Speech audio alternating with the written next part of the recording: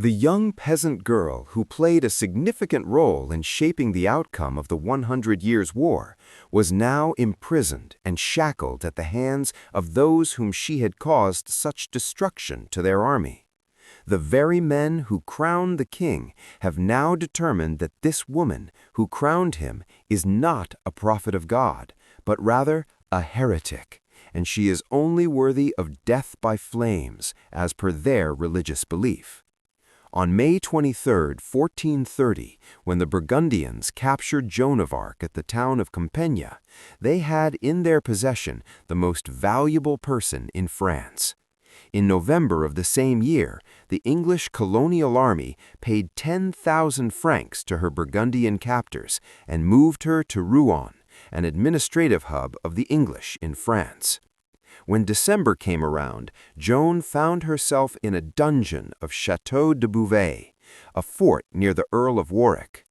In doing so, the English Empire had the means to destroy King Charles II's legitimacy.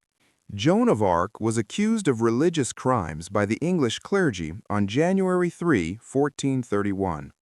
The trial, held by an ecclesiastical court presided over by Pierre Cauchon, Bishop of Beau, who served as an advisor to the English government, examined the validity of her claims to receive divine guidance through visions, as well as her refusal to acknowledge the authority of the Church. Through testimonies given by witnesses, it was determined at trial whether these victories resulted from God's will or from demonic powers leading a heretic to commit these acts of defiance. The first of several interrogations of Joan began on February 21, 1431, when she was taken into the chapel of the castle with Bishop Cauchon and 42 clerics to stand trial. While she agreed to tell the truth and to answer all questions, she declined to provide any information that might put King Charles VI in danger. Joan went through approximately 11 interrogation sessions from February 21 to March 24, 1431. Joan of Arc was constantly interrogated about her visions, refusal to follow church authority, and also for cross-dressing. In each case, the clerics tried to frame her answers with questions which could lead to accusations of heresy, regardless of what Joan would reply. When the clerics asked Joan if she thought she was in the grace of God, Joan realized the trap. Church doctrine claims no human could know for certain if they were in the grace of God or not. If Joan had replied that she was, then she would have contradicted church teaching. If Joan had replied that she was not, then she would have admitted that her visions were not from God. Joan replied she prayed to God to place her in His grace, and if she were already there, she prayed God would keep her there. Even those who questioned Joan's response could not find any fault with it. The 70 initial charges against Joan were ultimately reduced to 12 articles of accusation against Joan. Joan defended herself in a manner that caused some clerics to question the validity of the proceedings. One member of the tribunal publicly withdrew from the case, stating that the testimony was being coerced to entrap Joan instead of seeking the truth. Moreover, another member of the tribunal questioned the right of Cauchon to judge the case and was subsequently imprisoned. Imprisonment was a common practice in societal male preference. Joan was imprisoned in the conditions that every example of ecclesiastical law would be in violation of.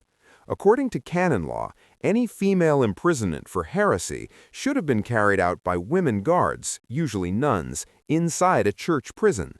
In reality, she had been imprisoned inside an English military fortress under the control of the English military authorities and was under guard by common English soldiers who considered her an enemy. When she was placed in her cell, she was chained to a large wooden block and, at other times, had leg shackles on her feet. She was assigned guards who stayed inside her cell at all times. During the posthumous rehabilitation trial, witnesses testified that she had 3 guards assigned to her cell and 2 outside at all times. There was no privacy for her and no chance to get away from her perpetual surveillance by men who loathed and despised her. The guards would continually harass and abuse her. During the trial, numerous witnesses testified to the fact that she had been repeatedly taunted by the English soldiers, and that because of this, she was living in constant fear. While she was gravely ill and suffering from a high fever and believed she was about to die, she pleaded for the sacrament and to be buried in consecrated ground. Her pleas were repeatedly rejected. The Earl of Warwick held back the guard, largely due to the fact that the English had purchased her for an amount equivalent to 1,000 horses and wanted to use the full political consequences of her execution. Beyond harassment, the threats faced by Joan were more numerous and pervasive than people realized. According to evidence given at Joan's rehabilitation trial in 1456, Joan suffered from constant physical abuse and threats while in prison. One witness testified that an English nobleman attempted to rape her, which is why she insisted upon wearing male clothing, even though it was one of the allegations against her.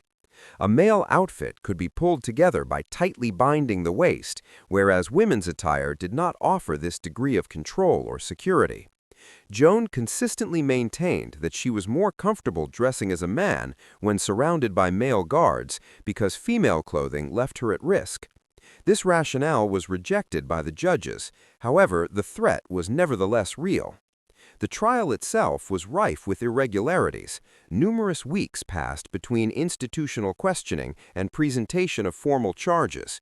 No legal assistance was available to her, and the overall process fell short of the minimum required for assessment through an inquisition. In addition, the location of the trial was in Rouen, rather than Joan's home region, diocese, in violation of canon law. And evidence indicates that falsifications throughout the trial included altering transcripts to portray Joan's comments in a way that was damaging. Finally, she was convicted of heresy and subsequently executed. Joan was taken to the tribunal on May 23, 1431, where she was told that the case had been examined by the theologians of the University of Paris. Their conclusions were quite clear. The fact that Joan claimed to have heard voices from God was declared to be the result of demonic influence. The fact that she dressed as a man was declared to be unnatural and sinful. Since she had not been obedient to the Church, she was considered a heretic. If she did not condemn her actions, she would be handed over to the secular authorities, where she would be executed by fire.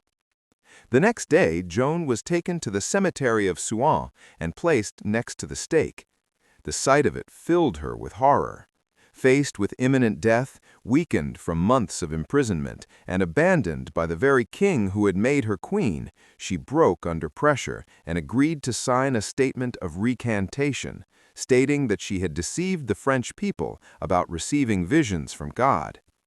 Therefore, her sentence was changed to life imprisonment, and she was ordered to wear a woman's gown. Although she followed this order, it was only for a short time until Cauchon and the other judges visited her again and found her once again in men's attire.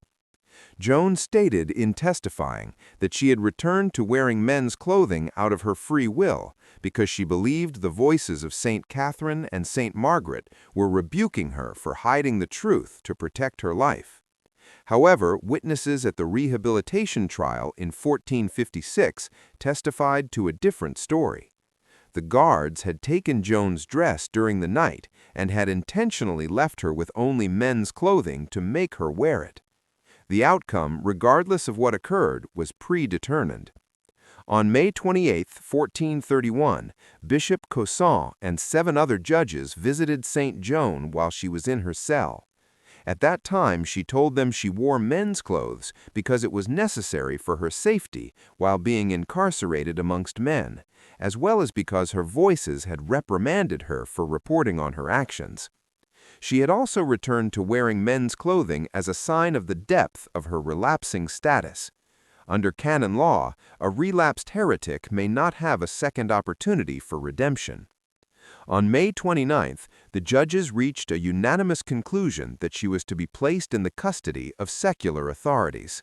They ordered the execution of Joan by burning.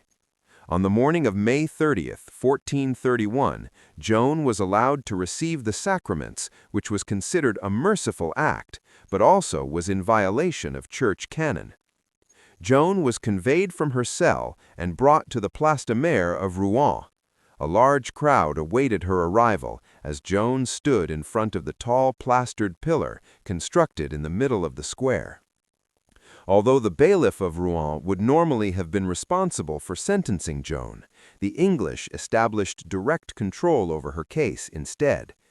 Joan requested to see the cross before she died, and an English soldier who was emotionally moved by her request constructed a crude version of the cross out of 2 sticks and placed it beside Joan. Joan held it to her heart. At that time, the Church of South Savar also sent a processional crucifix to be held in front of Joan. Joan placed her arms around the crucifix and then held it to her eyes just as they started to bind her hands and as the flames began to engulf her. As the flames continued to rise around her, Joan repeatedly cried out for help. Her last shout was the name Jesus, which was heard over the noise of the flames. Joan of Arc was a peasant girl who changed the course of a war by her efforts at the young age of 19. She died in the marketplace of Rouen. After her death, in order to ensure that nothing remained of her body, the executioners burned her remains twice. The ashes were then thrown into the Seine River to prevent anyone from collecting any relics. The English attempted to erase Joan from the history books. Instead, they created a martyr whose story would be remembered for centuries.